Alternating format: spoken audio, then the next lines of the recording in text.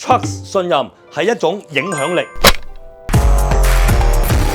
信任的而且確係一種影響力嚟嘅。其實咧，如果你個人個身份越企得高嘅話咧，咁我諗你最好唔好講大話或者講歪嘅説話，因為你嘅身份越高嘅話，或者同人關係越耐嘅話咧，其實你講緊嘅嘢佢真係會信嘅，你講緊嘅嘢係真係會影響到人嘅。假設啦，如果譬如你同耶穌關係好好，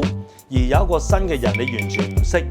耶穌喺你心目中嘅說服力或者位置都會比較高嘅話，我同你講，喂，呢個人小心啲啊，呢個人睇路啊咁樣。咁你諗下，你一結識呢個人嘅時候，你會保留幾多？嗱，首先你都未開始同佢創造，但係你已經咧有大量嘅保留啦。點解會咁樣嘅呢？就係因為如果你嘅身份地位比較高，你講嘅説話就的而且確有人信。你越企得高嘅話，信任嘅人越高。所以如果你真係一個身份比較高，或者地位比較高，或者別人信任度好高嘅話呢，咁我諗你真係要講嘢慎言，要小心啦。因為呢個口德對一啲有高成就嘅人，其實係一個好大嘅禁忌嚟嘅。